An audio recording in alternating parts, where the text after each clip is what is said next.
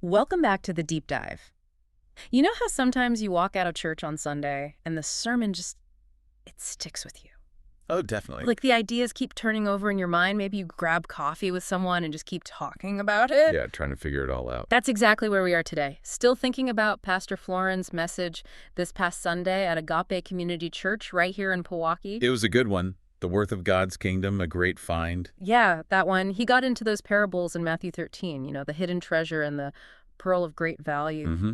Powerful stuff. And for me, it wasn't just, okay, I understand the parables. It was more like, how do we actually do this? How do we, apprentice under Jesus? Right. Practical application. Especially today, right? With all the choices, the pressure to get more, do more, define yourself. It feels overwhelming sometimes. Where's the real lasting worth? How do you invest your life well? That's the core question, isn't it? So yeah, that's our mission for this deep dive. Let's unpack it. Pastor Florin really got me thinking about doing this stuff, not just, hearing it. Absolutely. And those parables, they have this real thrill of discovery baked into them. Finding treasure, finding that one perfect pearl. That moment of wow. Exactly. You stumble onto something life-changing. And when Pastor Florin connects that to the kingdom of God, God's way, God's values breaking into our world now, it gives it such immediacy. And I loved how he pointed out it wasn't some shady deal the guy in the field made. The text emphasizes his joy. Yes, that's key. This sermon really hit that hard. It's joyful. It's lawful acquisition. This isn't about swindling. Which kind of challenges how we often think about getting ahead, doesn't it? Totally. It points to this incredible value proposition. The kingdom is worth a great deal, acquired with integrity and delight.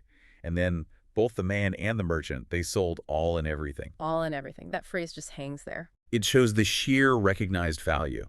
It makes you think, we chase material things, we see their benefits, but grasping heavenly treasure, that's harder. Okay, so that's the perfect lead-in, the cost, all and everything. This is where it got really interesting for me because Pastor Florin didn't shy away from it. No, he didn't. The kingdom has immense value, but yeah, there's a cost. It's not cheap, but he framed it as a good investment. A good investment, right. And he brought up Luke 14. Verses 25 to 33, calling it one of Jesus' most misunderstood teachings. Yeah, those lines about hating father and mother, wife and children, even your own life, and carrying your cross, that sounds intense. It does sound intense, and the sermon was clear. It's not literal hatred, thank goodness. It's that ancient Near Eastern way of speaking comparatively. Meaning loving less or prioritizing second. It's about a radical shift in your ultimate allegiance. Jesus comes first, period. Before family, before self. Okay, that makes more sense than literal hate, but it's still a huge challenge, especially for, say, young people balancing family hopes, friends, their own dreams. How do you do that reordering? That's the crux of it. It's not about ditching people, but about where your deepest loyalty lies. If something, anything, prevents you from fully following Jesus, you have to be willing to let it go. So that's where counting the cost comes in. The tower builder, the king going to war. Exactly. Jesus says, sit down and estimate the cost. It's deliberate. It's intentional. So for us, especially young people making big life choices, career, relationships, where you put your energy, what does giving up everything practically mean? Right. It's not just theory. No. Discipleship isn't casual. It's a conscious choice. Maybe it means choosing service over salary or integrity when it's unpopular. Does choosing that costly path actually offer more value in the end? The sermon argues yes. Which connects to that other big point he made, avoiding the distraction of now. Ah, yes. Not just living in the moment mindfulness, but being trapped in a short-term view. Totally focused on the immediate, the trends, the FOMO, losing sight of the bigger picture. The eternal picture. He used that physics analogy, remember? Traveling near light speed, seeing history flash by. Yeah, that was wild. It's a mind bender, but it reframes everything. Our now is just a blink in eternity.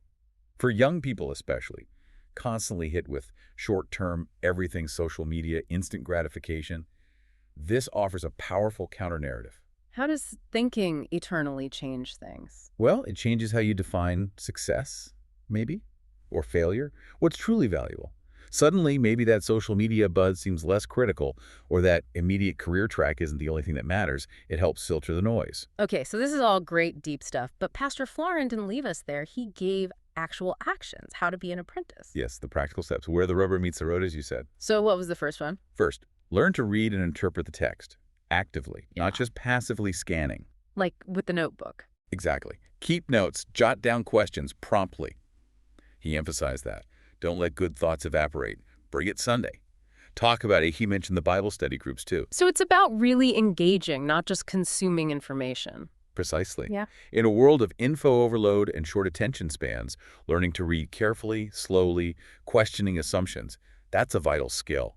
Letting the text speak, not just imposing our ideas, seeking depth. Okay, that makes sense. Train your mind. What was number 2? Second, release your grip. Oof, that's a big one. Huge. He asked point blank, what are you not offering the Lord? What are you holding back? And he broke it down, right? Your person, relationships, stuff. Yeah, daily offering. Your health, worries, anxieties, your person. Your key relationships, family, friends, community.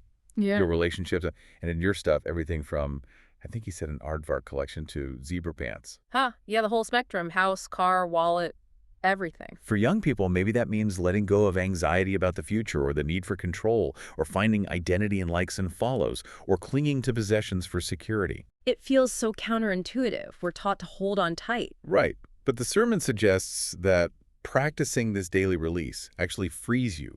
It builds trust, letting go of what you think you need to control. Trusting God instead. Okay. That requires practice. And the third action, it tied back to the parables, didn't it? It did. Third, invest well. Invest in God's kingdom, the only everlasting treasure. Because we all invest our time, talents, and treasure somewhere. Every day. In whatever we think is valuable. And he directly tackled the I don't have time excuse. Oh, yeah. We all make time for what's important. That landed. Didn't it? So the action step was practical. List your important items, maybe on sticky notes. Sort them. High, medium, low priority. Then consciously, prayerfully realign how you invest your time, talent, treasure. It's about your whole life portfolio, not just money. Exactly. Imagine actually doing that exercise, listing, sorting, realigning. That's an apprentice actively building towards the master's goals. Investing your life in the kingdom you've found. Wow. Okay, so the 3 actions are basically learn, release, and invest. Simple to say, but That's deeply challenging to live out consistently. for sure. It's a clear path, though, for living out the way of Jesus, for embodying that worth Pastor Florin talked about. And it brings us back to the start, that thrill of finding the treasure. We talked about the cost, the practical steps. But here's a final thought to maybe chew on. How do you keep discerning the kingdom's worth day after day, especially when the world constantly shouts about other treasures, faster, easier, shinier ones?